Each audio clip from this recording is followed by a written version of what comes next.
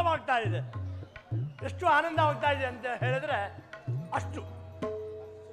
ಪ್ರಪಂಚದಲ್ಲಿ ಮಾತೆಯಂದರಿಗೆ ಬಹಳ ಮಹತ್ತರವಾದ ಸ್ಥಾನವನ್ನು ಕೊಟ್ಟಿದ್ದಾರೆ ದೇವರು. ಹೇಗೆ ಅಂದರೆ, ನಾವು ಜನ್ಮ ತಾಳಬೇಕಾದ್ರೆ ಆ ತಾಯಿಯ ಗರ್ಭದಲ್ಲಿ ಆ ತಾಯಿ ಯಾವ ರೀತಿ ನೋಡ್ಕೊಳ್ತಾಳೆ ಅಂತ ಹೇಳಿದ್ರೆ, ಗರ್ಭವನ್ನೇ ಗುಡಿಯಾಗಿರಿಸಿಕೊಂಡು, ರಕ್ತದಲ್ಲಿ ಅಭಿಷೇಕ ಮಾಡಿ, ಕರುಳನ್ನೇ ಹಾರವಾಗಿರಿಸಿಕೊಂಡು, ಪ್ರೀತಿ ಮಮತೆ ವಾತ್ಸಲ್ಯ ಸಂತೋಷದಿಂದ ಸಾಕಿ ಸಲ್ಲುತ್ತಾಳೆ. ಅಂತ ಆ ತಾಯಿಯಂದರಿಗೆ ನಮ್ರತೆ ನಮಸ್ಕಾರ. ಗುರುಗಳು ಹಾಗೂ ತಂದೆ ಇಬ್ಬರು ಒಂದೇ. ಯಾಕೆ ಅಂದರೆ, ಗುರುಗಳು ಶಿಷ್ಯಂದರಿಗೆ, ತಂದೆ ಮಕ್ಕಳಿಗೆ ತಾವು ಕಲಿತ ವಿದ್ಯೆಗಳೆಲ್ಲವನ್ನು ಧಾರೆ ಎರಿದ್ದಾರೆ. ಅಂತ ಗುರು ತಂದೆಯರಿಗೆ ಹೃದಯಪೂರ್ವಕವಾದ ನಮಸ್ಕಾರ. ಪ್ರೇಕ್ಷಕರ ಮೊದಲ ಕಲಾವಿದರು, ಆ ಪ್ರೇಕ್ಷಕ ಕಲಾವಿದರಿದ್ದರೆ ಈ ಕಲಾವಿದರು. ಆದ್ದರಿಂದ ಪ್ರೇಕ್ಷಕ ಕಲಾವಿದರಿಗೆ ವಿಶೇಷವಾದ ನಮಸ್ಕಾರ. ಶ್ರೀರಾಮಚಂದ್ರ ಪ್ರಭುಗಳು ವಶಿಷ್ಠ ಮಹಾಮುನಿಗಳು ಹೇಳಿಕೊಟ್ಟ ಯೋಗಾಭ್ಯಾಸವನ್ನು ನಿರಂತರವಾಗಿ ಮಾಡೋದಕ್ಕೋಸ್ಕರ ಅವರಿಗೆ ಮರ್ಯಾದ ಪುರುಷೋತ್ತಮ ಎಂಬ ಬಿರುದು ಬಂದಿದೆ. ಅದರಲ್ಲೂ ನಿರಂತರವಾಗಿ ಯೋಗ ಮಾಡಿದ್ದಕ್ಕೋಸ್ಕರ ಅವರಿಗೆ ಮಾತೃವಾತ್ಸಲ್ಯ, ಪಿತೃವಾಕ್ಯ ಪರಿಪಾಲನೆ, ಏಕಪತ್ನಿ ವ್ರತಸ್ಥ, ಭಾತೃವಾತ್ಸಲ್ಯ, ಪ್ರಜೆಗಳ ಪ್ರೀತಿ ವಿಶ್ವಾಸ ಇವೆಲ್ಲವನ್ನು ಪಡ್ಕೊಳ್ಳೋಕೆ ಸಾಧ್ಯ ಆಯಿತು. ನೋಡಿ, ನಾವು ಕೂಡ ಜೀವನದಲ್ಲಿ ಯೋಗಾಭ್ಯಾಸವನ್ನು ಮಾಡಿ ಕೊನೆ ಪಕ್ಷ ನಮ್ಮ ತಂದೆ ತಾಯಿಗಳಿಗೆ ನಾವು ನೋಡ್ಕೊಳ್ಳೋಷ್ಟು ತಾಳ್ಮೆ, ಶಕ್ತಿ, ಏಕಾಗ್ರತೆ ಇವೆಲ್ಲ ಬರುತ್ತೆ. ಆ ಶ್ರೀರಾಮಚಂದ್ರ ಪ್ರಭುಗಳು ಮಾಡಿದ ರೀತಿ ಯೋಗಾಭ್ಯಾಸವನ್ನು ಒಂದೆರಡು ಅಭ್ಯಾಸವನ್ನು ತೋರಿಸಲಿಕ್ಕೆ ಇಷ್ಟಪಡ್ತೀನಿ.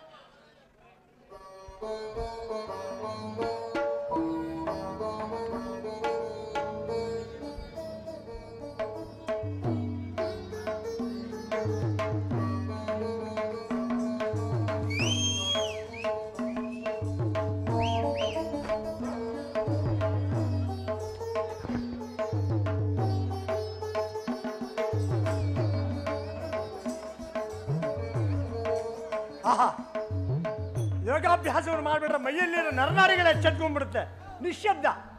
ಯಾಕೆ ಅಂತ ಹೇಳಿದ್ರೆ, ತಾವು ಕೂಡ ಕುಳಿತ ಜಾಗದಲ್ಲಿ ಯೋಗಾಭ್ಯಾಸವನ್ನು ಮಾಡಬಹುದು. ಹೇಗೆ ಅಂದರೆ, ಮನುಷ್ಯನಲ್ಲಿ 72,000 ನರನಾರಿಗಳು ಓಡಾಡ್ತಾ ಇದೆ. ಇಲ್ಲಿಂದ ಪ್ರಾರಂಭ ಆಗುತ್ತೆ.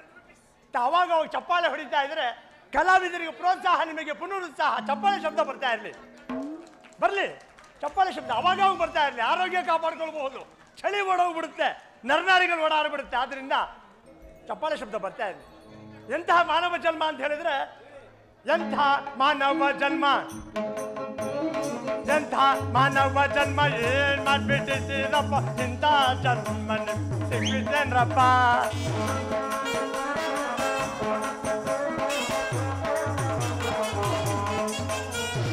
ಎಂಥ ಮಾನವ ಜನ್ಮ, ಏನ್ ಮಾಡ್ಬಿಟ್ಟಿದ್ದೀರಪ್ಪ, ಇಂಥ ಜನ್ಮ ಸಿಕ್ಕಿದ್ದೇನ್ರಪ್ಪ. ಇರುವ 84 ಲಕ್ಷ ಜೀವರಾಶಿ ಒಳಗೆ ಚೈತೈ ಎನ್ನೋ ಜನ್ಮ ನಿಮ್ಗೆ ಸಿಕ್ಕಿದ್ದೇನ್ರಪ್ಪ. ಇರುವ 84 ಲಕ್ಷ ಜೀವರಾಶಿ ಒಳಗೆ ಚೈತೈ ಎನ್ನೋ ಜನ್ಮ ನಿಮ್ಗೆ ಸಿಕ್ಕಿದ್ದೇನ್ರಪ್ಪ. ಎಂಥ ಮಾನವ ಜನ್ಮ, ಏನ್ ಮಾಡ್ಬಿಟ್ಟಿದ್ದೀರೋ, ಇಂಥ ಜನ್ಮ ಸಿಕ್ಕಿದ್ದೇನ್ರಪ್ಪ. ಕಣ್ಣು ಹರಿಯ ಧ್ಯಾನವಿಲ್ಲ, ಚಿಂತೆಯನ್ನು ಬೇಡೋದಿಲ್ಲ. ಅಲ್ಲೇ ಕಣ್ಣು ಹರಿಯ ಧ್ಯಾನವಿಲ್ಲ, ಚಿಂತೆಯನ್ನು ಬೇಡೋದಿಲ್ಲ. ಸಂಸಾರದೆಂಬ ಸಾಗರದಲ್ಲಿ ಸಿಕ್ಕಿ ಬಿದ್ದಿರೇನ್ರಪ್ಪ. ಎಂಥ ಮಾನವ ಜನ್ಮ, ಏನ್ ಮಾಡ್ಬಿಟ್ಟಿದ್ದೀರಪ್ಪ, ಇಂಥ ಜನ್ಮ ಸಿಕ್ಕಿದೇನ್ರಪ್ಪ. 84 ಲಕ್ಷ ಜೀವರಾಶಿಯಲ್ಲಿ ಕೊನೆಯದು ಮಾನವ ಜನ್ಮ, ಬಹಳ ಶ್ರೇಷ್ಠವಾದದ್ದು. ಅದರಲ್ಲೂ ವಿಶೇಷವಾಗಿ ಸೊಳ್ಳೆ ಮತ್ತು ನೊಣ ಇದೆಯಲ್ಲ, ಅದು ಒಂದು ಜನ್ಮ. ಅದು ಮನುಷ್ಯರಿಗೋಸ್ಕರ ಇದೆ. ಯಾಕೆ ಅಂತ ಹೇಳಿದರೆ, ಹಗಲೊತ್ತಿನಲ್ಲಿ ನೊಣ ಹೊಡಿಬೇಕು, ರಾತ್ರಿ ಹೊತ್ತು ಸೊಳ್ಳೆ ಹೊಡಿಬೇಕು. ಅವಾಗ ಚಪ್ಪಾಳೆ ಹೊಡೆದಂಗೆ ಆಗುತ್ತೆ, ಆರೋಗ್ಯ ಕಾಪಾಡಿಕೊಳ್ಬೋದು. ಆದ್ದರಿಂದ ಆರೋಗ್ಯ ಕಾಪಾಡಿಕೊಳ್ಳೋದಕ್ಕೋಸ್ಕರ ಅವಾಗ ಅವು ಚಪ್ಪಾಳೆ ಹೊಡಿಬೇಕು ಅಂತ ಹೇಳಿದ್ದು. ನಮ್ಮ ಗುರುಗಳು ಹೇಳಿಕೊಟ್ಟ ಪಾಠವನ್ನೆಲ್ಲ ಪರಿಪಕ್ವವಾಗಿ ತಮ್ಮ ಮುಂದೆ ಪ್ರಸ್ತುತಪಡಿಸಿದ್ದೀನಿ. ಆ ಗುರುಗಳು ಬಂದರೆ ಹೇಳಿಬಿಡ್ಬೇಕು.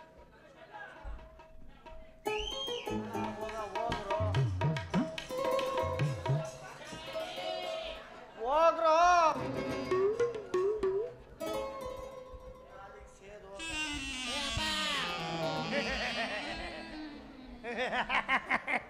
ಕಣೋ, ಮನುಷ್ಯನಾಗ ಹುಟ್ಟಬಾರದು. ಮನುಷ್ಯನಾಗ ಹುಟ್ಟಿದ್ರು ಈ ಬ್ರಾಹ್ಮಣರನ್ನಾಗ ಹುಟ್ಟಬಾರದು. ಬ್ರಾಹ್ಮಣರನ್ನಾಗ ಹುಟ್ಟಿದ್ರು ಚಿಂತೆ ಇಲ್ಲ, ಈ ಬಡ ಬ್ರಾಹ್ಮಣನಾಗ ಹುಟ್ಟಬಾರದು. ಬಡ ಬ್ರಾಹ್ಮಣನಾಗಿ ಹುಟ್ಟಿದ್ರು ಚಿಂತೆ ಇಲ್ಲ, ಮದುವೆ ಆಗಬಾರ್ದು. ಮದುವೆ ಆದ್ರೂ ಚಿಂತೆ ಇಲ್ಲ, ನಾಲಿಗೆ ಬಿದ್ದು ಹೋಗ ಮಕ್ಕಳಾಗಬಾರ್ದು. ಗುರುಗಳ ಅಷ್ಟೇನ ಮುಂದೆ ಏನಾದ್ರೂ ಇದೆಯಾ? ಅಷ್ಟೇ. ನಾನು ಹೇಳ ಒಂದು ಮಕ್ಕಳಾದ್ರೂ ಚಿಂತೆ ಇಲ್ಲ, 12 ಮಕ್ಕಳಾಗ್ಬಾರ್ದು ಅಂತ ಹೇಳಿದ್ರು ಕೂಡ ಈಗ ಬಹಳ ಮಠಗಳಿದೆ ನೋಡಿ, ಒಬ್ಬೊಬ್ಬರಿಗೆ ಒಂದೊಂದು ಮಠದಲ್ಲಿ ಬಿಟ್ಟರೆ ಸಾಕು, ಅಲ್ಲಿ ಯಾವ ಅಪ್ಪ ಅಂತ ಹಿಂದೆ ಬರ್ತಾವ ಗೊತ್ತಾಗುತ್ತೆ ನನ್ನ ಮಕ್ಕಳು ಅಂತ. ಸೇದೋಗ ನನ್ನ ಮಕ್ಕಳನ್ನ ಮಠಕ್ಕೆ ಸೇರ್ಸಕ್ ನೋಡಿದ್ದೆ. ಕ್ಷಮಿಸ್ಬೇಕು, ತಮ್ಮ ಶಿಷ್ಯ ಅಲ್ವೇ? ಆಗಲಿ ಆಗಲಿ, ಅದಕ್ಕೆ ಪ್ರಶ್ನೆ ಅಂತಾರ ಮಾಡಬಾರ್ದು, ಗುರುಗೆ ತಿರುಮಂತ್ರ ಮಾಡಿದ ಹಾಗಾಗುತ್ತೆ. ಅದಕ್ಕೆ ಅಭ್ಯಾಸಗಳೆಲ್ಲ ಮುಗಿದ್ವು. ಓಹ್ ಮಾಡಿಬಿಟ್ಟೆ. ಗುರುಗಳೇ ಬಹಳ ವೇಗವಾಗಿ ಬರ್ತಾ ಇದ್ದಾರಲ್ಲ, ಏನ್ ಸಮಾಚಾರ? ಸೀತಾಮಾತೆಯವರು ತುಳಸಿ ಪೂಜೆ ಮಾಡ್ತಿದ್ದಾರೆ. ಹೌದೇ? ಆಮಂತ್ರಣ ಕಳಿಸಿದ್ರು, ಮುಂಡೆದು ನಿನ್ನ ಹುಡಿಕೊಂಡು ಹೋಗಿದ್ದೆ ನಾನು. ನನಗೆ ಹುಡ್ಕೊಂಡು ಹೋಗಿದ್ದೀರಾ? ಕರ್ಕೊಂಡು ಹೋಗೋದಕ್ಕೆ ಕಣೋ, ಒಂಟಿ ಬ್ರಾಹ್ಮಣ. ಓಹೋ, ಒಂಟಿ ಬ್ರಾಹ್ಮಣ ಹೋಗ್ಬಾರ್ದು ಅಂತ ಅಲ್ಲಿ ಭೋಜನ ಇರುತ್ತೋ? ಓ ಇರುತ್ತೆ ಇರುತ್ತೆ ಭೋಜನ ಇರುತ್ತೆ ಇರುತ್ತೆ. ನೋಡೋಣ, ವೇಳೆ ಇದ್ರೆ ತಾವು ಹೇಳ್ಕೊಟ್ಟಿದ್ರಿ ತಲೆ ಕೆಳಗೆ ಮಾಡಿ ಕಾಲ ಮೇಲೆ ಮಾಡಿದ್ರೆ ಒಳ್ಳೆ ವಿಚಾರ ತಲೆಗೆ ಬರುತ್ತೆ ಅಂತ. ಮಾಡುವುದಾ? ಮಾಡು. ವೇಳೆ ಇದೆಯಾ? ಮಾಡು.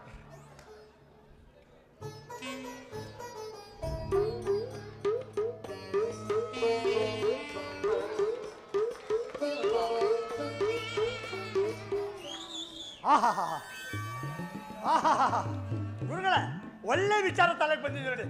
ಹೇಳ ಗುರುಗಳೇ. ಹೇಳು. ಹೇಳ್ತೀನಿ. ಪ್ರಪಂಚ ಪಂಚಭೂತಗಳಿಂದ ನಿರ್ಮಿತವಾಗಿದೆ ಅಂತೆ. ಅಗ್ನಿ, ವಾಯು, ಆಕಾಶ, ಭೂಮಿ, ಜಲ, ಹಾಗೆ ಮನುಷ್ಯನ ದೇಹನೂ ಕೂಡ ಈ ಪಂಚಭೂತಗಳಿಂದ ನಿರ್ಮಿತವಾಗಿದೆ.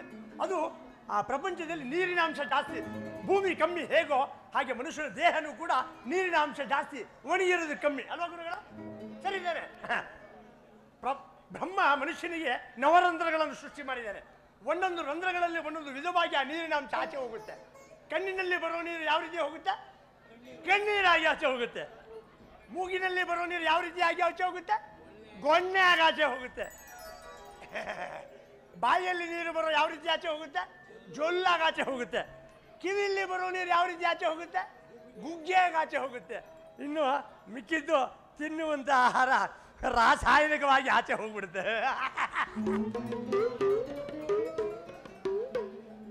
ಬೆಳಗ್ಗೆಯಿಂದ ಅವರು ನನ್ನ ಹಿಂದೆ ಬಿಟ್ಟು ನನ್ನ ತಲೆ ತಿಂದಿದ್ದಾರೆ. ಹೌದಾ? ನೀನು ತಿನ್ಬೇಡ. ಇಲ್ಲ ತಿನ್ನಲ್ಲ. ಹೊರಡೋಣ. ಒಂದು ವಿಚಾರ ಅನುಮಾನ ಬಂದು ನನಗೆ ಕೇಳ್ಬಿಟ್ಟ. ಕೇಳು. ಯಾವ ಕಾರ್ಯಕ್ರಮಕ್ಕೆ ಹೋಗ್ಬೇಕಾದ್ರೂ ಪುರೋಹಿತರ ಬರಮಾಡಿ ಅಂತಾರಲ್ಲ, ಪುರೋಹಿತರು ಯಾಕೆ ಬರಮಾಡಬೇಕು? ಪುರದ ಹಿತವನ್ನು ಬಯಸುವವನೇ ಪುರೋಹಿತ. ಪುರದ ಹಿತವನ್ನು ಬಯಸುವವನೇ ಪುರೋಹಿತ. ಇನ್ನೊಂದು ಪ್ರಶ್ನೆ. ಏನು? ಬ್ರಾಹ್ಮಣ ಭೋಜನ ಪ್ರಿಯ ಅಂತಾರಲ್ಲ, ಅವ್ರೆಲ್ಲರೂ ಭೋಜನ ಮಾಡಿದಂಗೆ ನಾನು ಮಾಡ್ತೀನಿ, ಅದ್ಯಾಕೆ ಬ್ರಾಹ್ಮಣ ಭೋಜನ ಪ್ರಿಯ? ಬಹುಜನ ಪ್ರಿಯ ಕೊಣೋ ಮುಂಡೆದೆ. ಆ ತಲೆಯಲ್ಲಿ ಏನ್ ತುಂಬಿಕೊಂಡಿದ್ದಾರೆ? ಬ್ರಾಹ್ಮಣ ಬಹುಜನ ಪ್ರಿಯ. ಹೊರಡೋಣ. ಸಣ್ಣ ಪ್ರಶ್ನೆ. ಏನು ಅದು? ಮನೆಯಿಂದ ಹೊರಡಬೇಕಾದ್ರೆ ಈ ನಾಮಗಳು ಹಾಕೋದು ವ್ಯತ್ಯಾಸ ಆಗೋಯ್ತು ನೋಡಿ. ಒಂಟಿ ನಾಮ ಹಾಕ್ಲಾ, ಅಡ್ಡ ನಾಮ ಹಾಕ್ಲಾ, 3 ನಾಮ ಹಾಕ್ಲಾ, ಯಾವ ನಾಮ ಹಾಕಿದ್ರೆ ಶ್ರೇಷ್ಠ? ಅಡ್ಡನಾಮ ಉದ್ದನಾಮ ಹಾಕೋದು ಮುಂದೆ ಅದಲ್ಲ ಕಣೋ. ಮತ್ತೆ? ರಾಮನಾಮದ ಮುಂದೆ ಎಲ್ಲವೂ ಶೂನ್ಯ ಕಣೋ. ಎಂಥ ವಿಚಾರ ಹೇಳ್ಬಿಟ್ರಿ. ಇಲ್ಲೊಂದು ನಮಸ್ಕಾರ, ಇಲ್ಲೊಂದು ನಮಸ್ಕಾರ, ಇಲ್ಲೊಂದು ನಮಸ್ಕಾರ.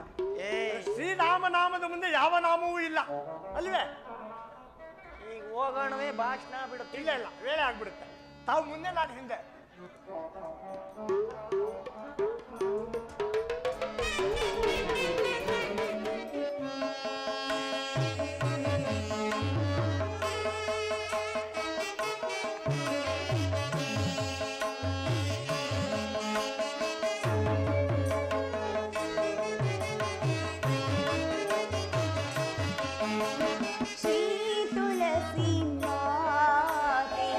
शुभ मंगल श्री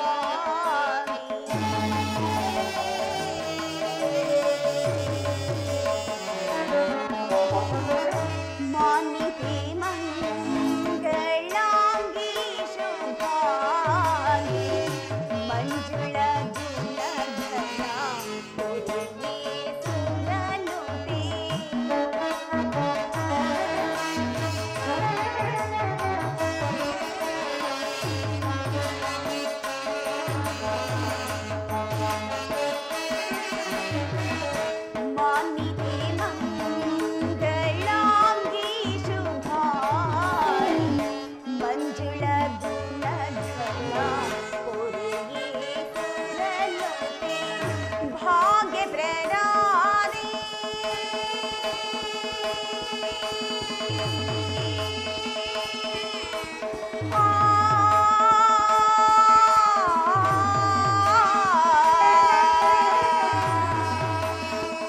ಅಮ್ಮ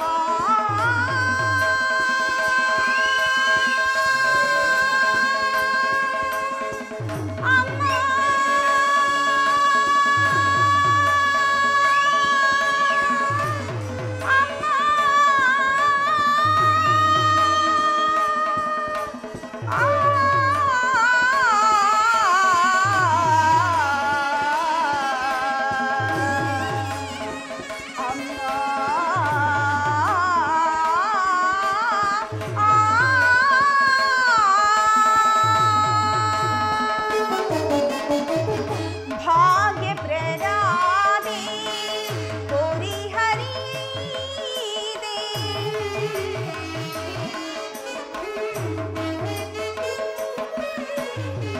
ಭಾಗ್ಯ ಪ್ರದಾದೆ ಕೋರಿ ಹರಿದೆ ಸುರಮುನಿ ಪೂಜಿದೆ ಶ್ರೀ ಕುಲ ದೇವತೆ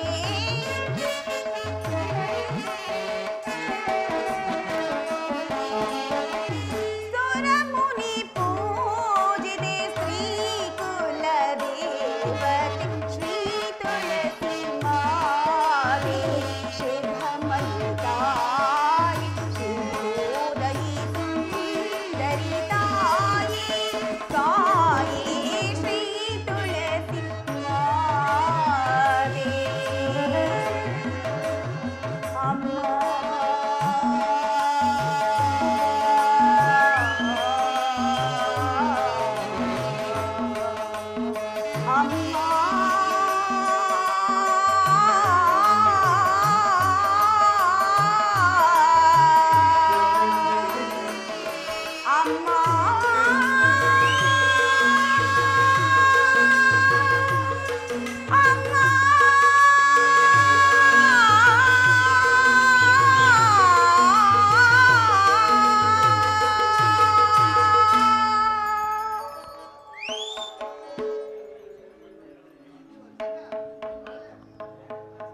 ಅಮ್ಮ ತುಳಸಿ ಮಾತೆ ನಿನ್ನನ್ನೇ ನಂಬಿರುವ ನಮ್ಮೆಲ್ಲರನ್ನು ಕಾಪಾಡುತ್ತಾಳೆ.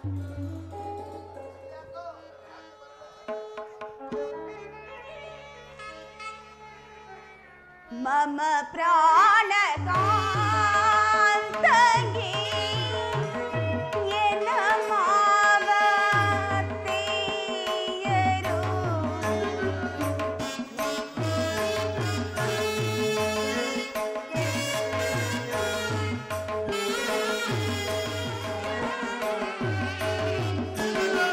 ಮಮ ಪ್ರಾಣ ಕಾಂತಗೆ ಎನ್ನ ಮಾವತೆಯರು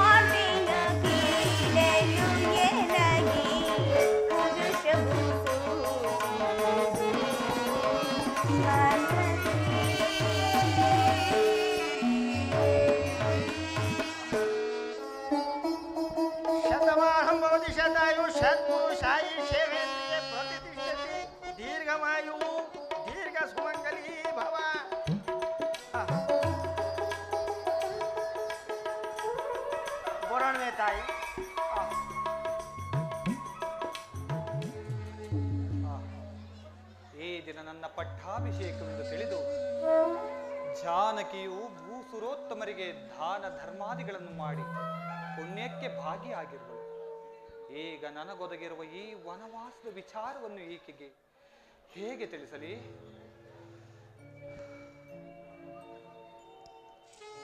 ಸೀತಾ, ಜಾನಕಿ, ಸೀತಾ,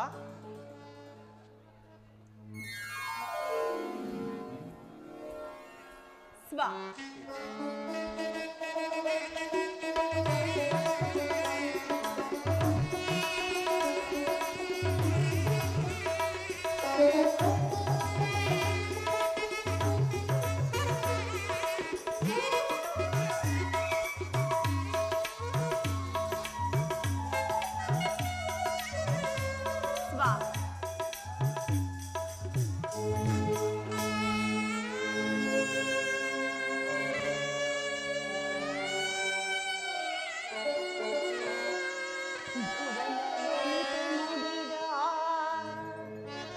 ಮಲ್ಲಿಗೆಯೋ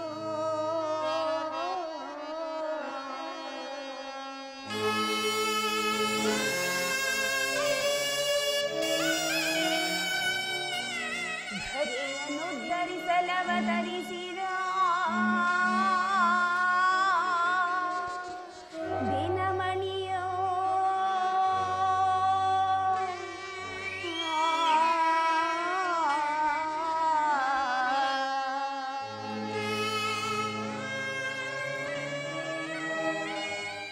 ರಾಮ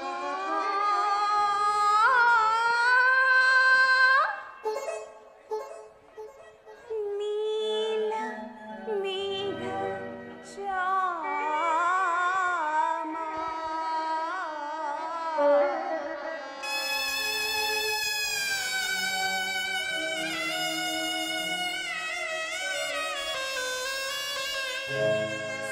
ಸುವಿಚಾರಶೀಲ ನೀಲಕುಂತಲ ವಿಶಾಲ ವಾಲ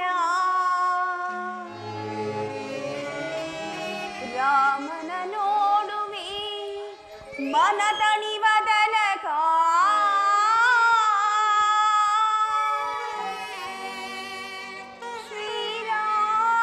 ಶ್ರೀರಾಮನಿಗಿಡುವೆ ಕಸ್ತೂರಿ ತಿಲಕ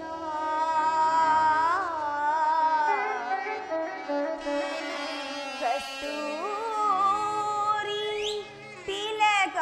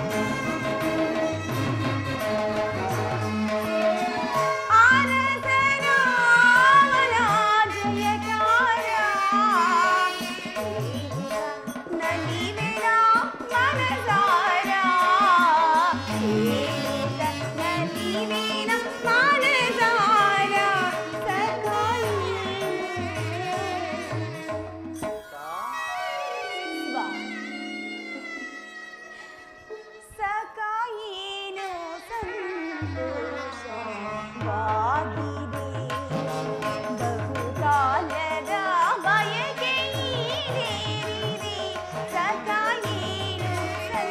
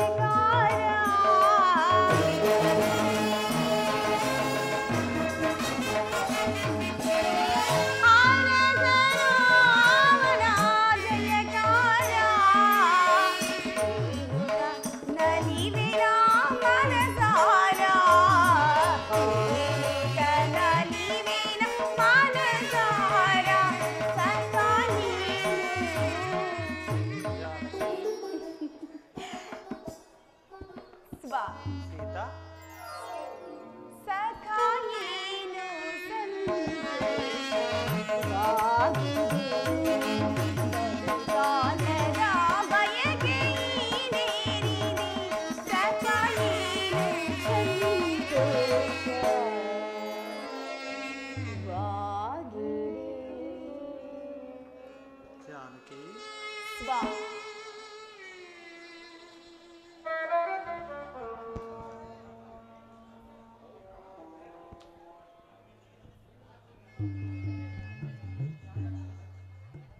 ಇದೇನು ಸ್ವ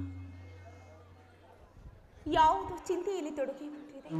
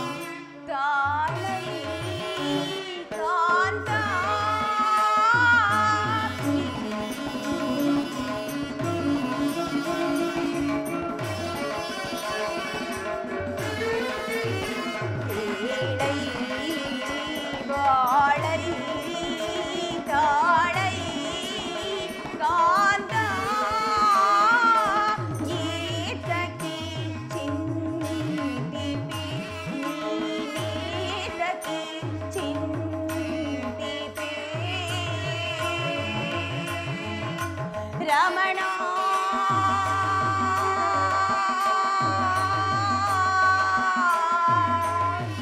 ರಮಣ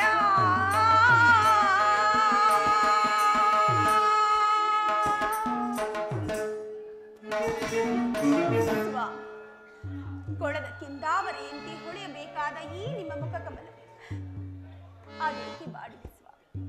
ಕಾರಣವೇನೆಂಬುದು ನನ್ನೊಡನೆ ತಿಳಿಸಬಾರದೆ?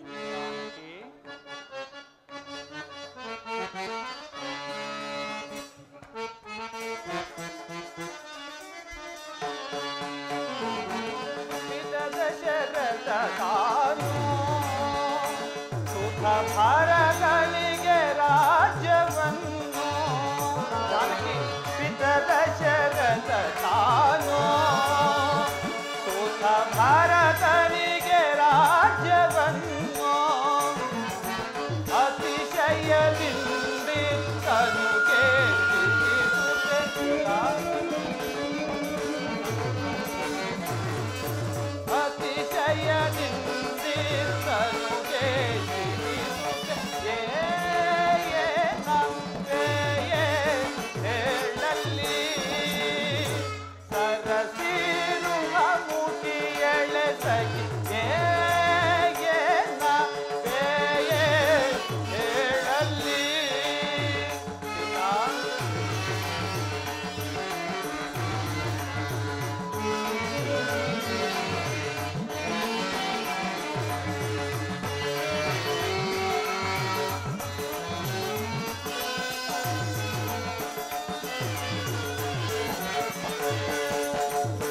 ಜನಕನು ಎನ್ನನ್ನು ವನಕ್ಕೆ ಹೋಗುವುದೆಂದು ಸೀತಾ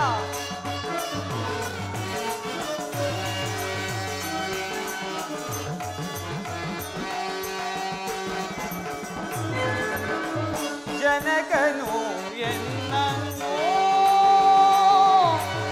ವನಕ್ಕೆ ಹೋಗುವುದೆಂದು ಎನ್ನಗಾಜ್ಞೆಯನಿತ್ತನು ಕೇಳಿಸುತ್ತೆ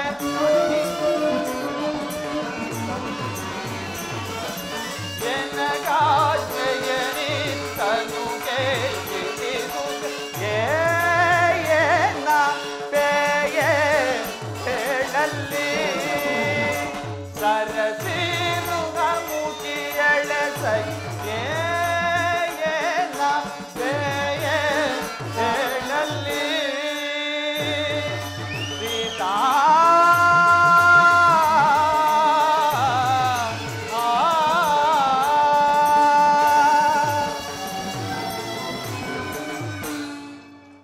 ಏನೆಂದು ಹೇಳಲಿ ಸೀತಾ? ಶೀಘ್ರದಲ್ಲಿಯೇ ನಿನ್ನನ್ನು ಅಗಲಬೇಕಾದ ಉಭಯ ಸಂಕಟವು ನನಗೊದಗಿರುವುದು. ಸ್ವಾಮಿ, ಇದೆಂತಹ ವಿಷಮ ವಾರ್ತೆಯನ್ನು ನಾನು ಕೇಳುತ್ತಿರುವುದು. ಇದರಲ್ಲಿ ನಾವು ಮಾಡಿದ ಅಪರಾಧವಾದರೆ ಏನು? ನಿಮ್ಮನ್ನು ಬಿಟ್ಟು ಒಂದು ಕ್ಷಣವೂ ಈ ಅಯೋಧ್ಯೆಯಲ್ಲಿ ನಾನು ಜೀವಿಸಲಾರೆ. ದಯಮಾಡಿ ನನ್ನ ಸಂಗ ನಿಮ್ಮ ಸಂಗಡ ನನ್ನನ್ನು ಕರೆದುಕೊಂಡು ಹೋಗಿ. ಜಾನಕಿ, ಹಿಂದೆ ದೇವಾಸುರರ ಯುದ್ಧದಲ್ಲಿ ಕೈಕಾ ಮಾತೆಯವರು ಜನಕನಿಗೆ ಮಾಡಿದ ಸಹಾಯಕ್ಕೆ ಮೆಚ್ಚಿ ಜನಕನು 2 ವರಗಳನ್ನು ಕೊಟ್ಟಿದ್ದರಂತೆ. ಏನೆಂಬುದಾಗಿ? ಆ ವರಗಳನ್ನು ಮಾತೆಯವರು ಈಗ ಕೇಳಿಕೊಂಡಿದ್ದಾರೆ. ಮೊದಲನೆಯ ವರಕ್ಕೆ ನನಗೆ ನಿಶ್ಚಿತವಾದಂತಹ ಪಟ್ಟಾಭಿಷೇಕವನ್ನು ತಪ್ಪಿಸಿ ನನ್ನ ಮಗನಾದ ಭರತನಿಗಾಗಬೇಕೆಂತಲೂ, ಇನ್ನು 2ನೇ ವರಕ್ಕೆ ನಾನು ನಾರುಮಡಿಯನ್ನುಟ್ಟು ಜಟಾವಲ್ಕಲಧಾರಿಯಾಗಿ ಪುರಪ್ರವೇಶವಿಲ್ಲದೆ 14 ವರ್ಷಗಳ ಕಾಲ ವನವಾಸಕ್ಕೆ ಹೋಗಬೇಕೆಂದು ಕೇಳಿಕೊಂಡಿದ್ದಾರೆ. ಸೀತಾ, ಅದರಂತೆ ನಾನು ಈ ದಿನವೇ ವನವಾಸಕ್ಕೆ ಹೊರಡಲು ಸಿದ್ಧನಾಗಿದ್ದೇನೆ. ನಾನು ಬರುವ ತನಕ ಅತ್ತೆ ಮಾವಂದಿರ ಸೇವೆಯನ್ನು ಮಾಡಿಕೊಂಡು ಎಲ್ಲಿಯಾದರೂ ಇರು, ಇಲ್ಲವೇ ನಿನ್ನ ಜನಕನ ಮನೆಯಲ್ಲಾದರೂ ಇರು. 14 ವರ್ಷಗಳನ್ನು 14 ದಿನಗಳಂತೆ ಕಳೆದು ಬಹುಬೇಗನೆ ಬಂದು ಬಿಡುತ್ತೇನೆ ಸೀತಾ. ಸಾಧ್ಯವಿಲ್ಲ ಸ್ವಾಮಿ, ಸಾಧ್ಯವಿಲ್ಲ. ಚಂದ್ರನಿಲ್ಲದ ಗಗನದಂತೆ, ದೇವರಿಲ್ಲದ ಗುಡಿಯಂತೆ ನೀವಿಲ್ಲದೆ ಈ ಅಯೋಧ್ಯೆಯಲ್ಲಿ ನಾನು ಜೀವಿಸಲಾರೆ. ಸ್ವಾಮಿ, ಇಂತಹ ಕಷ್ಟವಂತರು ಸಹ ಸಹಿಸಿಕೊಂಡು ಕಾಲವನ್ನು ಕಳೆಯುವೆನು. ನನ್ನನ್ನು ನಿಮ್ಮ ಸಂಗಡ ಕರೆದುಕೊಂಡು ನನ್ನಿಂದ ಆಗದಿದ್ದ ಪಕ್ಷದಲ್ಲಿ ನಾನು ಜಾನಕಿ, ಕಾನನದ ವಾಸ ಬಹಳ ಕಷ್ಟಕರ. ನೀನು ಸುಮಕೋಮಲೆ.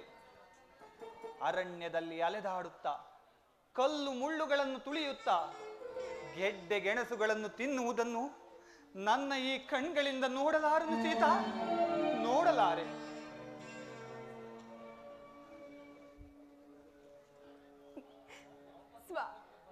ನನ್ನನ್ನು ಕರೆದುಕೊಂಡು ಹೋಗದಿದ್ದ ಪಕ್ಷದಲ್ಲಿ ನಾನು ಪ್ರಾಣ ತ್ಯಾಗ ಮಾಡುವೆನು. ಸೀತಾ, ಶಾಂತಳಾಗು ದೇವಿ, ಶಾಂತಳಾಗು. ನಡೆ, ವಿಧಿ ಇಚ್ಛೆದ್ದಂತಾಗಲಿ. ಮಾತಾ ಪಿತೃಗಳ ಆಶೀರ್ವಾದವನ್ನು ಪಡೆದು ನಾವು ಈ ದಿನವೇ ವನವಾಸಕ್ಕೆ ತೆರಳೋಣ. ಅಗ್ರಜ, ನಮಸ್ಕರಿಸುವೆನು. ಸಹೋದರ, ನಿನಗೆ ಮಂಗಳವಾಗಲಿ. ಮಾತೆಯವರಿಗೂ ಕೂಡ ವಂದಿಸುವೆನು.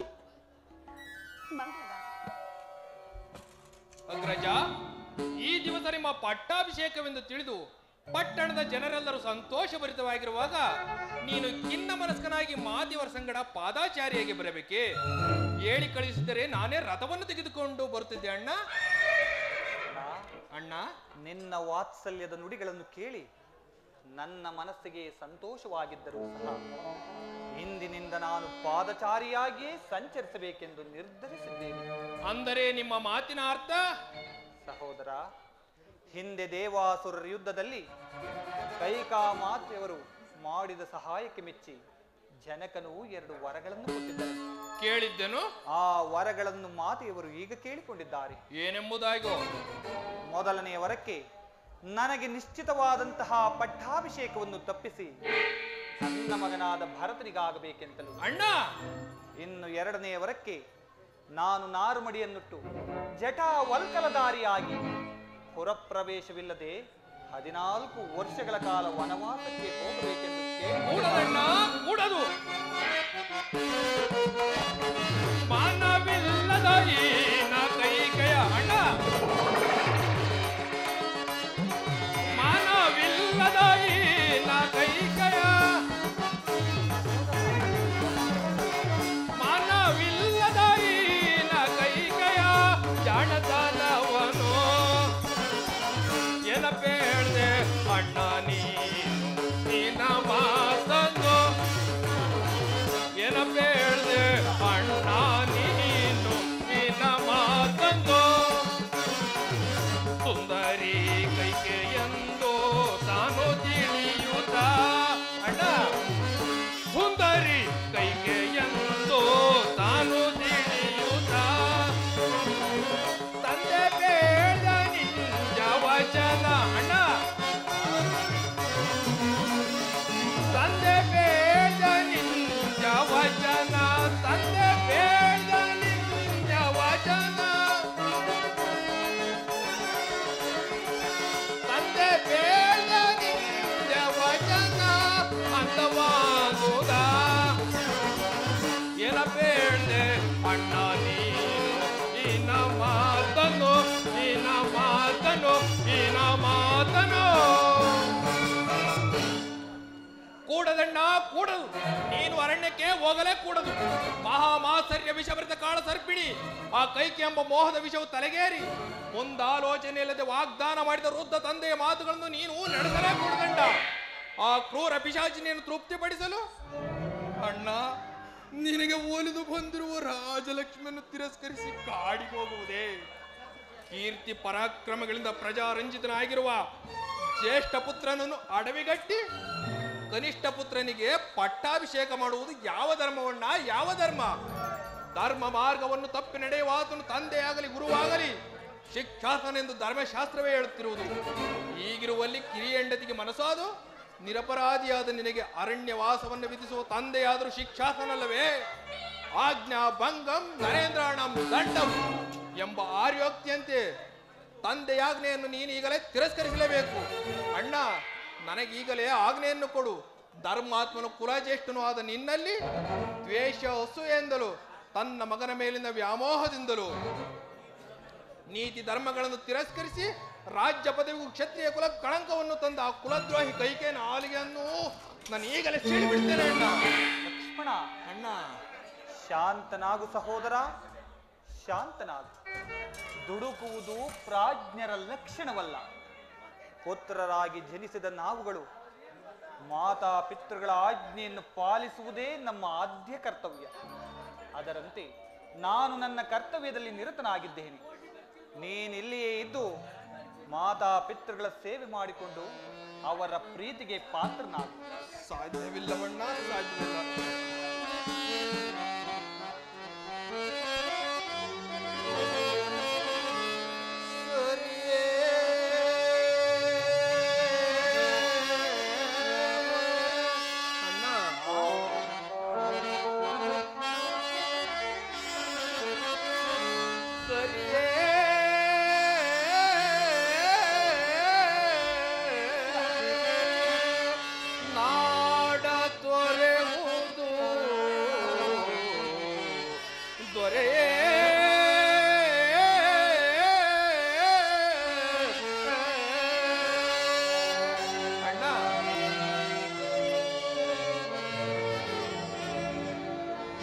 ಹಗಲಿರುಳು ಪರಿತಪಿಪ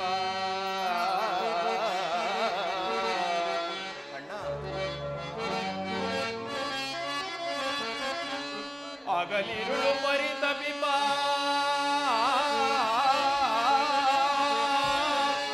ಪುರದ ಜನರ ತೊರೆವುದು ಸರಿಯೇ?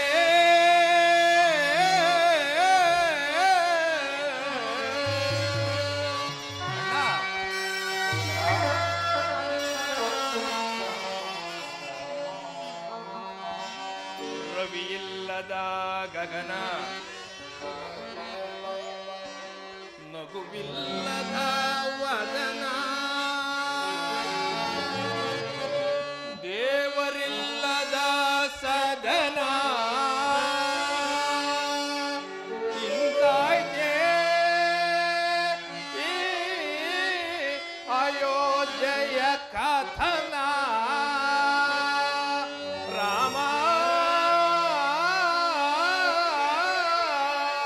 ರಾಮ ರಾಮ.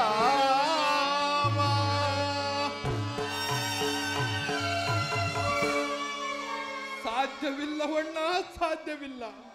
ನೀನಿಲ್ಲದ ಅಯೋಧ್ಯೆಯಲ್ಲಿ ನಾನು ಸಹ ಇರಲಾರನಣ್ಣ. ನಿಮ್ಮ ಸಂಗಡ ನನ್ನನ್ನು ಕರೆದುಕೊಂಡು ಹೋಗಿ ಅಣ್ಣ.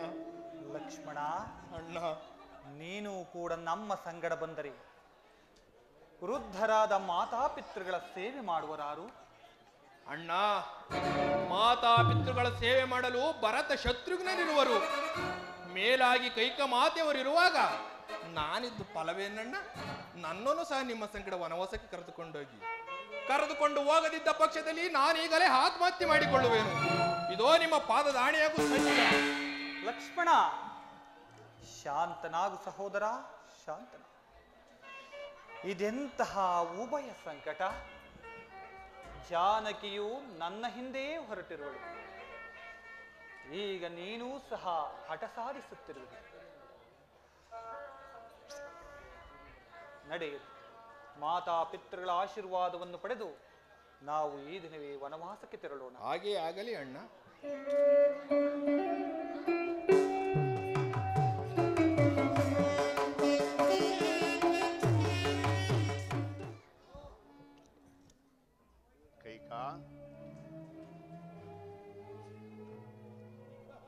ಬೇಡ ಕೈಕ, ಹಿಡಿದಾಟವನ್ನು ಸಾಧಿಸಿ ಪ್ರಚಂಡಿ ಮಾರಿ ಆಗಬೇಡ. ನನ್ನ ಮಾತನ್ನು ಕೇಳು. ರಾಮಚಂದ್ರನನ್ನು ವನವಾಸಕ್ಕೆ ತಪ್ಪಿಸು. ಬೇಡ ಕೈಕ, ಬೇಡ. ಈ ನಿಮ್ಮ ಗೋಳಾಟವನ್ನು ನಾನು ಕೇಳಲಾರೆನು. ಪ್ರಾಣೇಶ್ವರ, ಯಾರಲ್ಲಿ ರಾಮಚಂದ್ರನನ್ನು ಬರಮಾಡಿ. ಅಯ್ಯೋ ರಾಮಚಂದ್ರ, ಈ ವೇದನೆಯನ್ನು ಹೇಗೆ ಸಹಿಸಲಿ ರಾಮಚಂದ್ರ?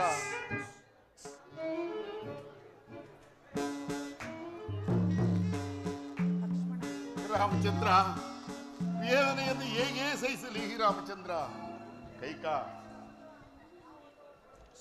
ನನ್ನ ರಾಮನ ಮುದ್ದು ಮುಖವನ್ನು ನೋಡ್ತಾ ಇದ್ದರೆ ನಿನಗೆ ಮನಸ್ಸಾದರೂ ಹೇಗೆ ಬಂತೆ? ಬೇಡ ಕೈಕಾ, ಬೇಡ. ನಿನ್ನ ಕೋರಿಕೆಯಂತೆ ನಿನ್ನ ಮಗನಾದ ಭರತನಿಗೆ ಈ ರಾಜ್ಯದ ಪಟ್ಟಾಭಿಷೇಕವನ್ನೇ ಮಾಡುತ್ತೇನೆ. ಬೇಡ ಬೇಡ, ನನ್ನ ಮಾತನ್ನು ಕೇಳು. ಇದೋ ನಿನಗೆ ಕೈ ಮುಗಿದು ಜನಕ, ಬೇಡ. ಏನಿದು ತಂದೆಯೇ? 60 ಸಹಸ್ರ ವರ್ಷಗಳ ಕಾಲ ಅವಿಚ್ಛಿನ್ನವಾಗಿ ರಾಜ್ಯಭಾರ ಮಾಡಿ ಕೆಚ್ಚದೆಯ 4 ಸುಪುತ್ರರನ್ನು ಪಡೆದ ನೀವು ಈ ಅಲ್ಪವಾದ ವಿಚಾರಕ್ಕೆ ಇಷ್ಟೊಂದು ಅಂಗಲಾಚಿ ಬೇಡಿದರೆ ಸ್ವರ್ಗದಲ್ಲಿರುವ ನಮ್ಮ ಪಿತೃಗಳನ್ನು ನಾವಾಗಿ ನರಕಕ್ಕೆ ತಳ್ಳಿದಂತಾಗುವುದಿಲ್ಲವೇ? ಇದು ಯಾವ ಮಹಾ ಘನಕಾರ್ಯವೆಂದು ನೀವು ಇಷ್ಟೊಂದು ಚಿಂತಿಸುತ್ತಿರುವಿರಿ? 14 ವರ್ಷಗಳನ್ನು 14 ದಿನಗಳಂತೆ ಕಳೆದು ಬಹುಬೇಗನೆ ಬಂದು ಬಿಡುತ್ತೇನೆ. ಈ ವ್ಯಸನವನ್ನು ಬಿಡಿ, ನಮ್ಮನ್ನು ಬೀಳ್ಕೊಡಿ. ಅಯ್ಯೋ ರಾಮಚಂದ್ರ, ಪತಿಯೊಡನೆ ವನವಾಸಕ್ಕೆ ಹೊರಟಿರುವ ನನ್ನನ್ನು ಆಶೀರ್ವದಿಸಿ ಕಳಿಸಿಕೊಡಿ.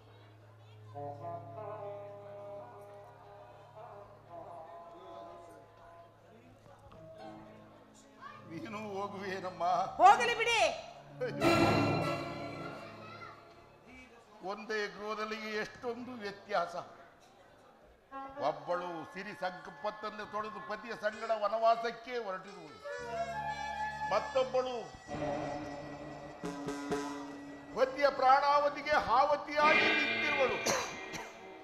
ಒಂದು ದಾನದ ಹೃದಯ, ಪ್ರಾಣೇಶ್ವರ, ಒಂದು ದೇವತಾ ಹೃದಯ, ಒಂದು ಪಾಪದ ಜಲದಿ, ಇನ್ನೊಂದು ಪುಣ್ಯದ ಜಲದಿ. ಜನಕ, ಅಗ್ರಜನ ಸಂಗಡ ವನವಾಸಕ್ಕೆ ಹೊರಟಿರುವ ನನ್ನನ್ನು ಕೂಡ ಆಶೀರ್ವದಿಸಿ.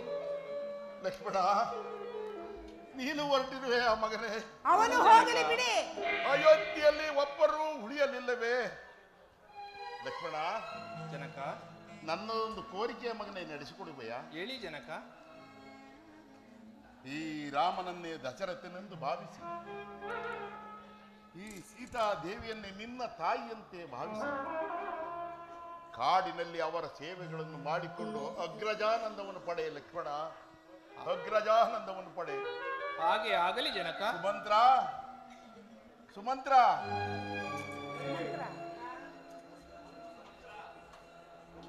ರಾಮ ಲಕ್ಷ್ಮಣರ ಹಿಂದೆ ಅಯೋಧ್ಯೆಯ ಸಕಲ ಸಂಪತ್ತುಗಳನ್ನು ಕಳಿಸಿಕೊಡು. ಹೋಗಲಿ. ನಿಲ್ಲು ಸುಮಂತ್ರ, ನಿಲ್ಲು.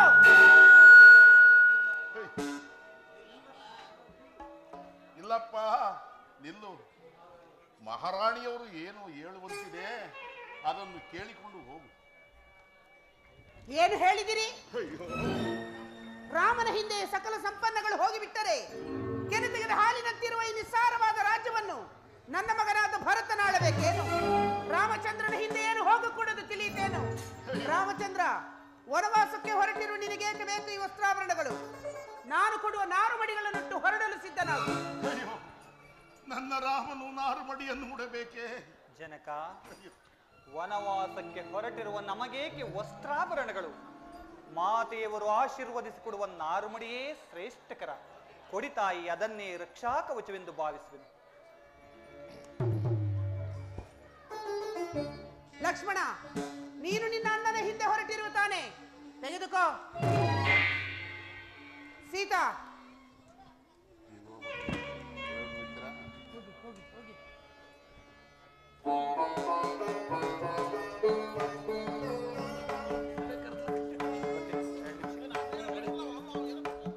ಕೈಕಾ, ಬೇಡ ಕೈಕಾ. ಹಿಡಿದ ಹಠವನ್ನು ಸಾಧಿಸಿ ಪ್ರಚಂಡಿ ಮಾರಿಯಾಗಬೇಡ. ಯಾವ ಸ್ವಾರ್ಥಕ್ಕೋಸ್ಕರವಾಗಿ ಈ ಹಠ ಮಾಡುತ್ತಿರುವೆ? ಯಾರ ಬೋಧನೆಗೆ ಕಿವಿಗೊಟ್ಟೆ? ಫಲತಾಯಿ ಮಗನೆಂದು ನಿನ್ನ ಮನಸ್ಸಿನಿಂದಲೂ ದೂರ ಮಾಡಿದೆಯಾ? ಸವತಿ ಮಗನೆಂದು ವಾತ್ಸಲ್ಯಕ್ಕೆ ಸಿಕ್ಕಿ ನೀನೂ ಬಲಿಯಾದೆಯಾ? ಕರುಣವಿಲ್ಲದೆ ಕರುಳ ತುದಿಯನ್ನು ಕತ್ತರಿಸಿ ಕಾಡಿಗೆಟ್ಟಿದೆ. ಏಕೆ? ಎಷ್ಟು ಕೇಳಿಕೊಂಡರೂ ನಿನ್ನ ಹೃದಯದೊಳಗೆ ಕನಿಕರವೇ ಇಲ್ಲವೇ? ಅಯ್ಯೋ, ನಾರಿಯಾದವಳಿಗೆ ಈ ಹಠ ಬೇಡ. ಮಾರಿತನವೂ ಒಳ್ಳೆಯದಲ್ಲ. ಕೈಕಾ, ನೋಡು, ಈಗಲೂ ಕಾಲವು ಮಿಂಚಿಲ್ಲ. ನಿನ್ನ ಕೋರಿಕೆಯಂತೆ ನಿನ್ನ ಮಗನಾದ ಭರತನಿಗೆ ಈ ರಾಜ್ಯದ ಪಟ್ಟಾಭಿಷೇಕವನ್ನೇ ಮಾಡುತ್ತೇನೆ. ಆದರೆ ನನ್ನ ರಾಮಚಂದ್ರನನ್ನು ವನವಾಸಕ್ಕೆ ಹೋಗುವುದನ್ನು ತಪ್ಪಿಸು. ಏಕೆಂದರೆ ಕೈಕಾ, ಏಕೆಂದರೆ ನನ್ನ ರಾಮನು ಮುತ್ತು ರತ್ನಗಳನ್ನು ಧರಿಸಿ ಪಟ್ಟ ಪಿತಾಂಬರವನ್ನು ಒಟ್ಟು ರತ್ನ ಖಚಿತವಾದ ಸಿಂಹಾಸನದ ಮೇಲೆ ಕುಳಿತುಕೊಂಡು ರಾಜ್ಯಭಾರ ಮಾಡಬೇಕಾಗಿದ್ದ ನನ್ನ ರಾಮ ನಾರು ಮಡಿಯನ್ನು ಹುಟ್ಟು ನಾಡನ್ನೇ ಬಿಟ್ಟು ಕಾಡಿ ಹೋಗುವ ದೃಶ್ಯವನ್ನು ನೋಡಲಾರೆ ಕೈಕಾ, ನೋಡಲಾರೆ. ನೋಡಿದ್ದರೂ ಒಂದು ವೇಳೆ ನಾನು ಬದುಕಿರಲಾರನು. ಈ ಸೂರ್ಯ ವಂಶದ ಜ್ಯೋತಿಯ ಕುಡಿಯನ್ನು ಒಂದೇ ಒಂದು ಸಾರಿ ನಗುಮುಖದಿಂದ ಉಳಿಸಿಕೊಡು ಕೈಕಾ, ಉಳಿಸಿಕೊಡು. ಅಪ್ಪಪ್ಪ, ಸಾಕು, ನಿಲ್ಲಿಸಿ ನಿಮ್ಮ ಗೋಳಾಟವನ್ನು. ಅಯ್ಯೋ, ಈ ಕೃತ್ಯವನ್ನು ನೋಡುತ್ತಿದ್ದಾರೆ. ಈ ಕೃತ್ಯವನ್ನು ನೋಡಿ ನಾಡೇ ಲೋಕವೆಲ್ಲ ಹಾಡಿಕೊಳ್ಳುವುದು.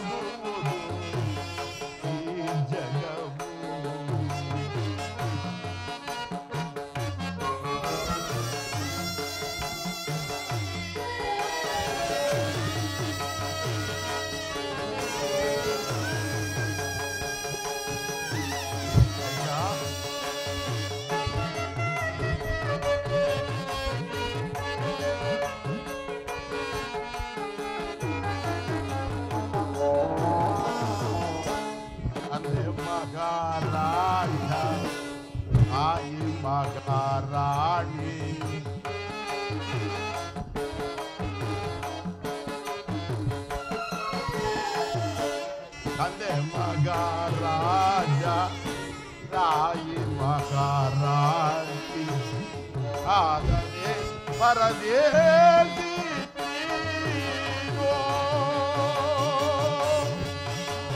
ರಾಮ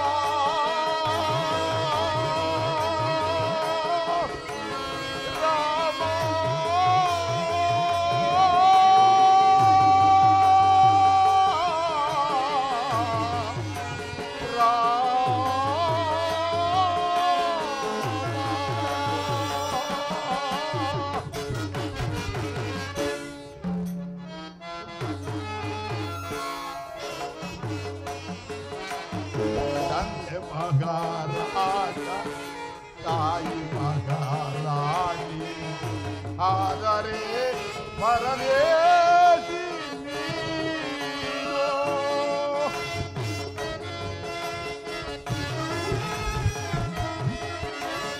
ಹೋಗಿರ ಪಿಡಿತರು ಹೆಪ್ಪಾಸದೆ ಹೋದಂತೆ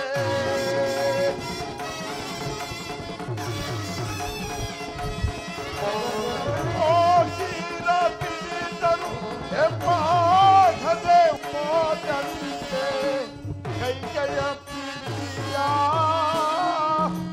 ವಿಷವನು ನಿಂತಿದ್ದಂತೆ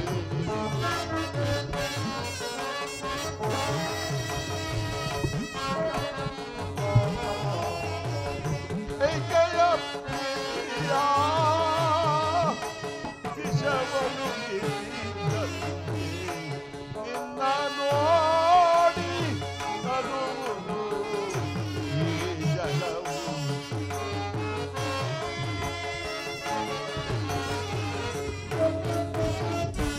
ನಿನ್ನ ನೋಡಿ ನಗುವುದು ಈ ಜಗವು. ಕೈಕಾ ನಿನ್ನನ್ನಲ್ಲ ಕೈಕಾ ಮತ್ತಾರನ್ನ ನನ್ನ ನೋಡಿ ನಗುವುದು ಈ ಜಗವು. ನಿನ್ನ ನೋಡಿ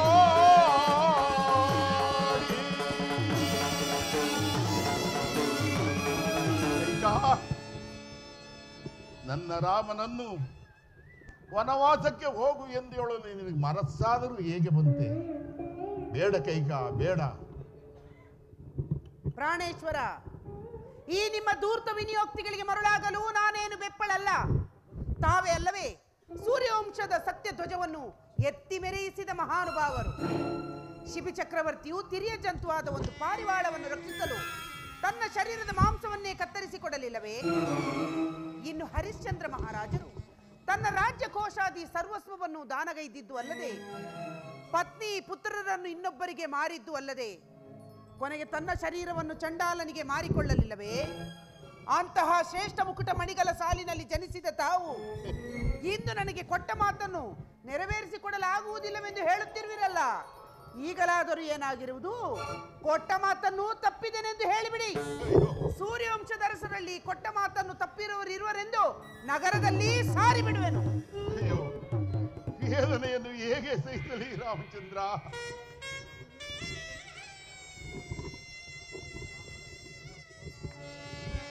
ಪ್ರಾಣೇಶ್ವರ, ಏತಕ್ಕೆ ಸುಮ್ಮನಾದಿರಿ? ಅಂದು ದೇವಾಸುರರ ಯುದ್ಧ ಕಾಲದಲ್ಲಿ ನನ್ನನ್ನೇ ಸಾರಥಿಯನ್ನಾಗಿ ಏಕೆ ಕರೆದುಕೊಂಡು ಹೋದಿರಿ?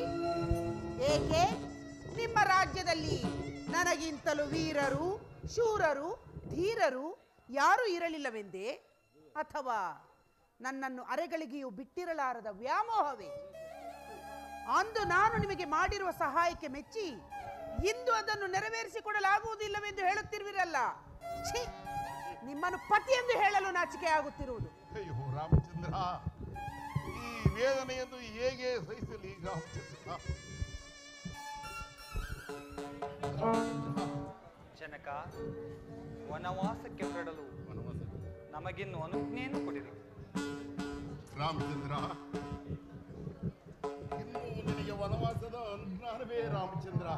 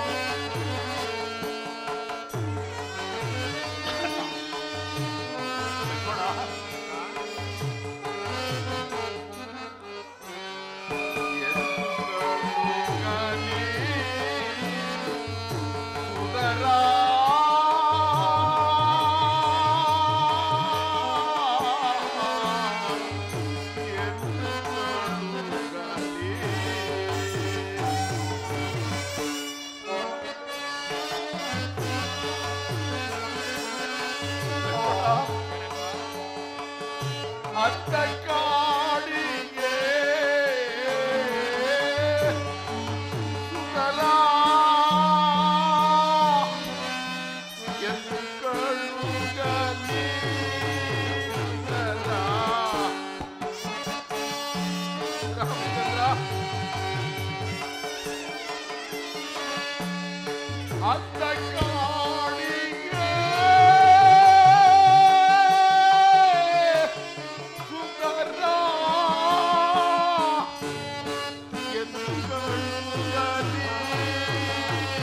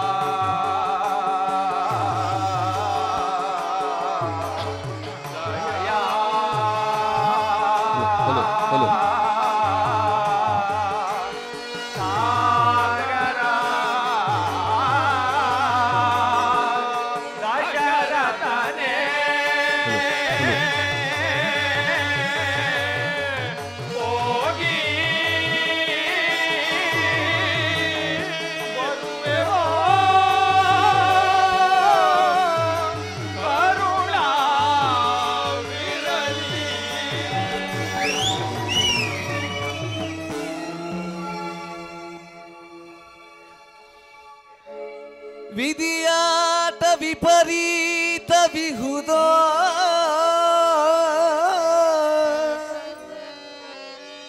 ಜಗವು ಸ್ವಾರ್ಥದಲ್ಲಿ ಮುಳುಗಿಹುದೋ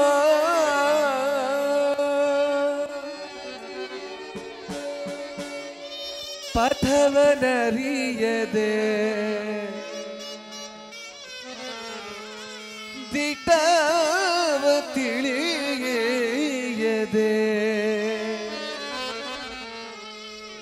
ಭ್ರಮೆಗಡಲೊಳು ಮುಳುಗಿಹುದೋ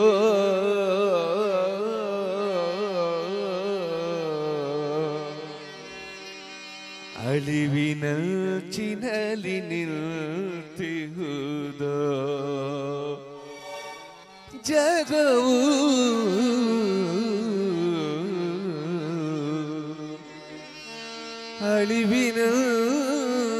ಅಳಿವಿನಂಚಿನಲ್ಲಿ ನಿಲ್ತಿಹುದೋ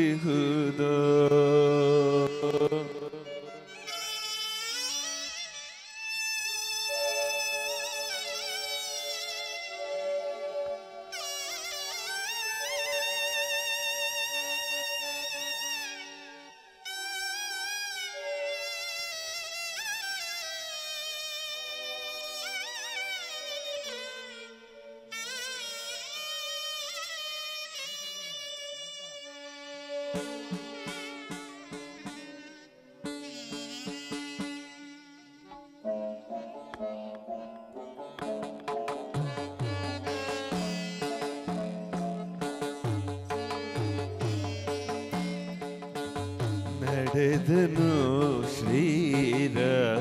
ಶ್ರೀರಾಮಚಂದ್ರ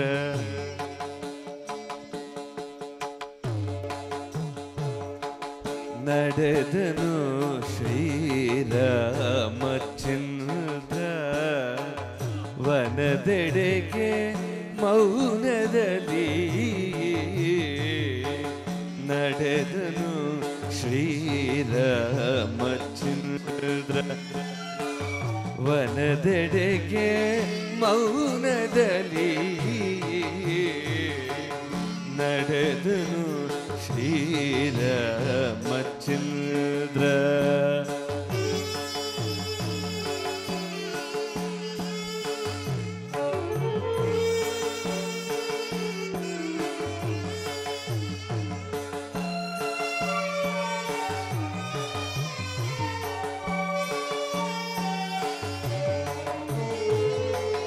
ಪುರದ ಜನರ ಅಳುವು ಮುಗಿಲು ಮುಟ್ಟುತ್ತಲಿಗುವುದು ರಾಘವನ ನಾವೆಂದು ನೋಡಲಿ ಹೇವೋ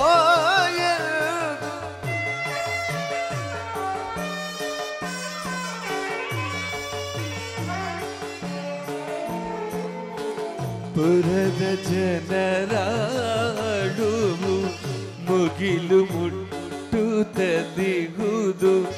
ರಾಘವನ ನಾವೆಂದು ನೋಡಲಿ ಹೇವೋ ಎಂದು ಬರಿದಾಗಿ ಕಾಣುತ್ತೀಯ ರಾಜಬೀದಿಯ ಕಂಡು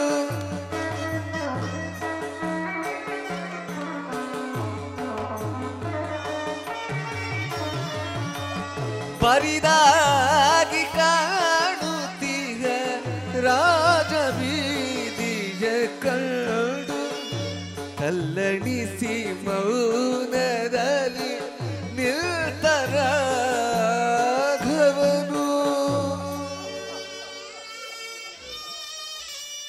ರಾಮನ ರಘುಕುಲ ಸೋಮನನ್ನು ಕಾನನಕ್ಕೆ ಕಳುಹಲಾರದೆ ಪುರದ ಜನರೆಲ್ಲ ರಾಮನ ಪಾದಕ್ಕೆರಗಿದರು.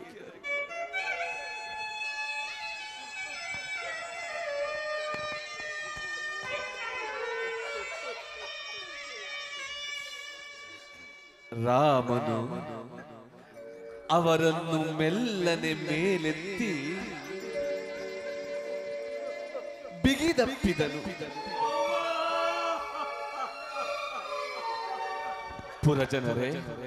ಪುರಜನರೇ ಶಾಂತರಾಗಿರಿ. ಪಿತೃವಾಕ್ಯವನ್ನು ಪಾಲಿಸುವುದೇ ನಮ್ಮಗಳ ಆದ್ಯ ಕರ್ತವ್ಯ.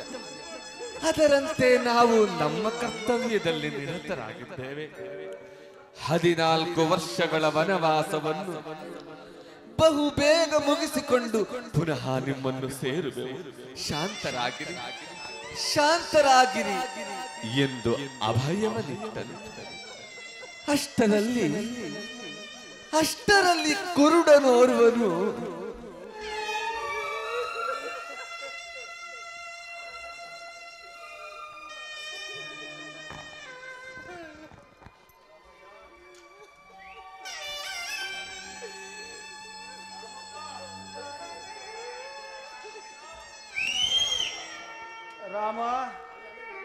ರಾಮಯ್ಯ, ರಾಮಪ್ಪ, ಕಾಡಿಗೆ ಹೋಗುತ್ತಿರುವೆ ತಂದೆ. ನಿನ್ನಂಥವರಿಗೆ ಈ ಗತಿಯಾದ ಮೇಲೆ ನಮ್ಮಂಥವರ ಪಾಡು. ರಾಮಯ್ಯ,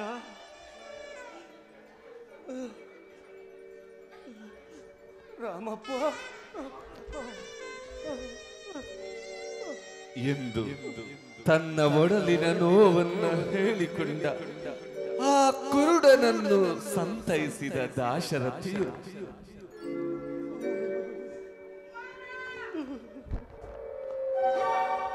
ತಟ್ಟನೆ ಹಿಂದಕ್ಕೆ ಸರಿದು ಧನಸ್ಸನ್ನು ಪಿಡಿದು ಅವಮಾನಿಯ ಶಾಪ ತಟ್ಟಿಹುದೋ ಎಲ್ದೇನೂತ, ಅವಮಾರಿಯ ಶಾಪ ತಟ್ಟಿಹುದೋ ಎಲ್ದೇನೂತ, ಅಳಲ ತೋರುತ್ತಲಿಹಳು ವೀರಮಾತೆಯು, ಅಳಲ ತೋರುತ್ತಲಿಹಳು ವೀರಮಾತೆಯು.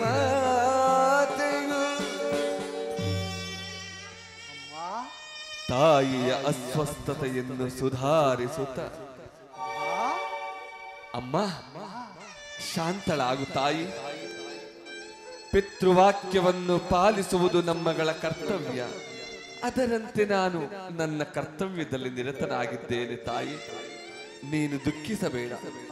14 ವರ್ಷಗಳ ವನವಾಸವನ್ನು ಬಹುಬೇಗ ಮುಗಿಸಿಕೊಂಡು ಬರುತ್ತೇನೆ ಅಮ್ಮ, ಬರುತ್ತೇನೆ ಎಂದು ತಾಯಿಗೆ ಆಶ್ವಾಸನೆಯನ್ನು ನೀಡಿ ತಟ್ಟನೆ ಮೇಲೆದ್ದು ಮರು ಮಾತನಾಡದೆ ಪತ್ನಿಯಾದ ಸೀತಾದೇವಿ ಅನುಜ ಲಕ್ಷ್ಮಣನೊಡಗೂಡಿ ಕಾನನಕ್ಕೆ ಹೊರಡಲು ಸಿದ್ಧನಾದನು.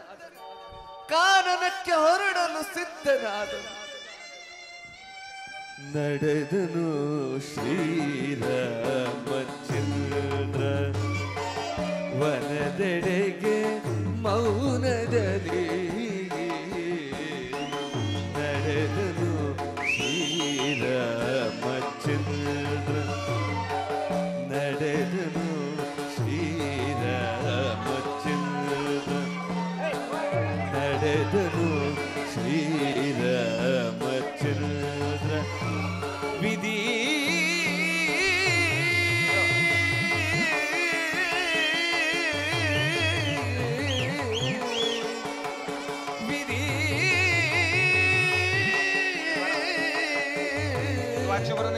ವಿಧಿ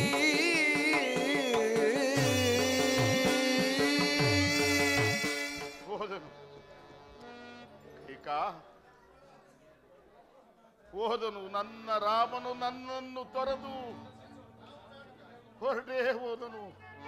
ಅಯ್ಯೋ ರಾಮಚಂದ್ರ, ರಾಮ.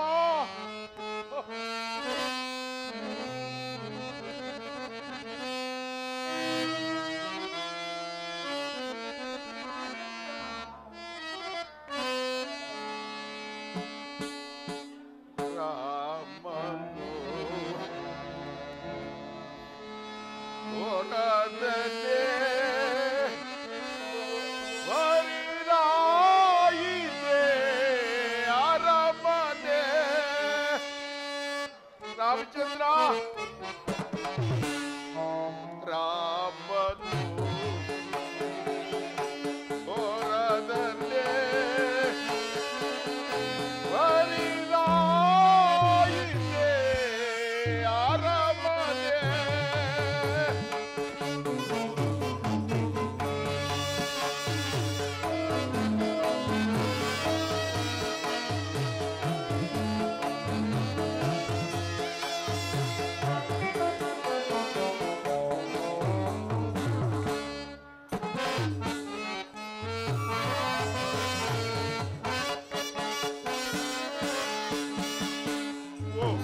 ಗನ್ಮಣನಿಯ ಮಾತಿಗೆ ಬರುಳಾಗಿ ಕಂದ ನಿನ್ನಂದವ ಮಾತೆನು ಕಾದೆನು.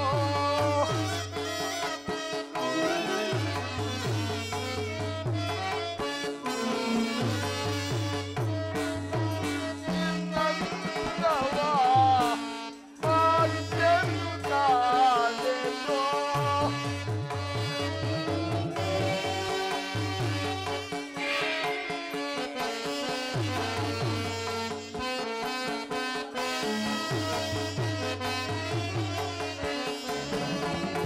ಹೋರಾಡಲೇ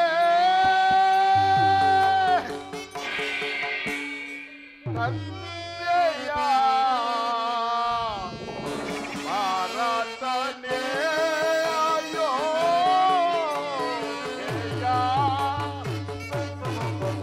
ರಾಮಚಂದ್ರ, ರಾಮನು ಹೋರದನೆ ಹರಿದಾಯಿತೆ ಅರಮನೆ.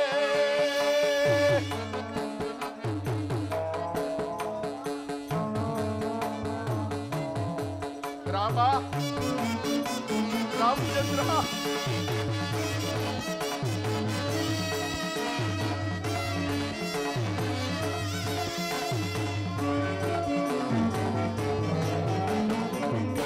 ರಾಮ ಎಂದು ನಾಮ ಸೊಳ್ಳೆಯಿಂದ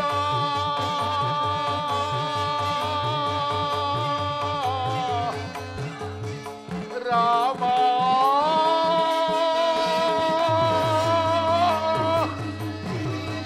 ರಾಮ,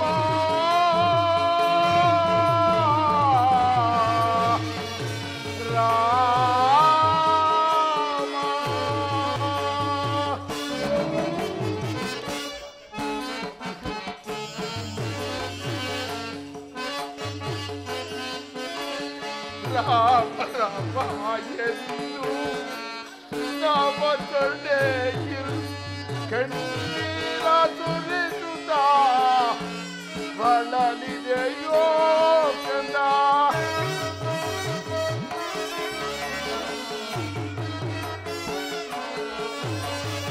ಕಣ್ಣೀರ ಸುರಿಸುತ್ತ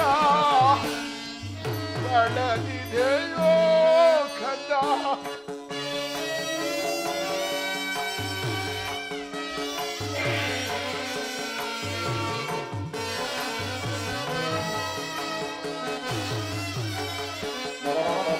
ಹೋರಾಡಲೇ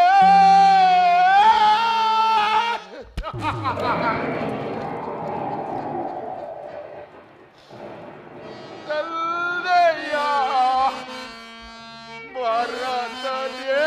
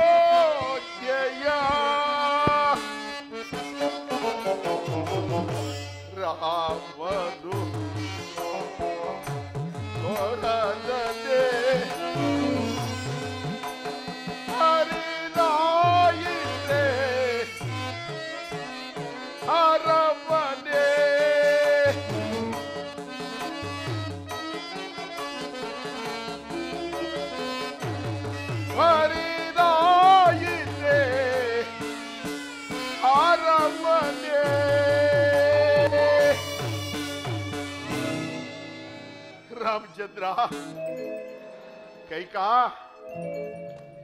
ಹಾಕು ನಿನ್ನ ಕೇಕೆ, ಆನಂದದ ಕೇಕೆ ಹಾಕು, ಹಾಕು ಕೇಕೆ. ಅದೋ ನೋಡು, ಅದೋ ನೋಡು, ಶಿವನು ಶಿಶುವಾಗಿ ಆಡುತ್ತಿರುವನು ಆರ್ಯಾವರ್ತದ ಘರತಿಯ ಕರಗಮಲದಲ್ಲಿ. ಜಗವ ರಚಿಸಿದ ಮಮ್ಮ ತನ್ನ ತಲೆಯನ್ನೇ ತಾನು ಕಳೆದುಕೊಂಡ. ನಿದ್ರಾವತಿ ಸಿರಿಯಾಗಿ ಬಿದ್ದಿರೋ ಮಹಾವಿಷ್ಣು ಆರ್ಯಾವರ್ತದ ಘರತಿಯ ಕರಕಮಲದಲ್ಲಿ.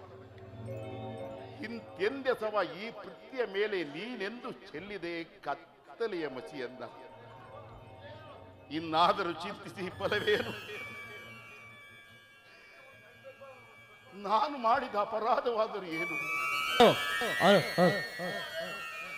ಅಯ್ಯೋ, ಹಿಂದೆ ಸಪ್ತವೇದಿ ಎಂಬ ವಿದ್ಯಾಭ್ಯಾಸದ ಬಾಣದ ಸಡಗರದಲ್ಲಿ ಓರ್ವ ಋಷಿಕುಮಾರನನ್ನು ಕೊಂದ ಪಾಪದ ಫಲವಿದು.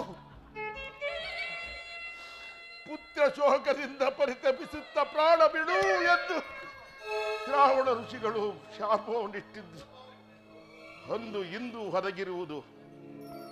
ರಾಮಚಂದ್ರ, ರಾಮ, ಈ ಪಾಪಿಯಾದ ದಶರಥನನ್ನು ಮನ್ನಿಸಿ ಕಾಪಾಡಬೇಕು ಮಗನೇ. ಅಯ್ಯೋ ರಾಮಚಂದ್ರ,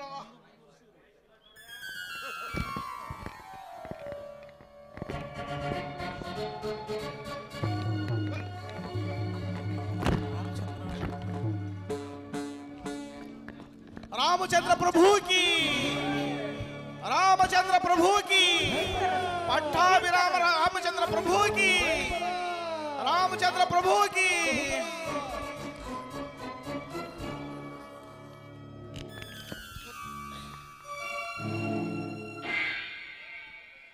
ಅಬ್ಬಾ, ಈಗ ನನ್ನ ಮನಸ್ಸಿಗೆ ಸಂತೋಷವಾಯಿತು.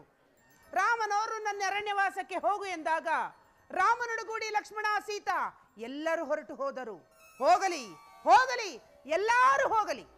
ನನ್ನ ಮಗನಾದ ಭರತನು ಮಾತ್ರ ರಾಜ್ಯವನ್ನಾಳಲಿ. ಪ್ರಾಣೇಶ್ವರ, ಪ್ರಾಣೇಶ್ವರ, ಏಳು ಪ್ರಿಯ, ಭರತನನ್ನು ಕರೆಯಿಸಿ ಪಟ್ಟಾಭಿಷೇಕಕ್ಕೆ ಸಕಲ ಸಿದ್ಧತೆಯನ್ನು ಮಾಡೋಣ. ಪ್ರಾಣೇಶ್ವರ, ಪ್ರಾಣೇಶ್ವರ, ಪ್ರಾಣೇಶ್ವರ.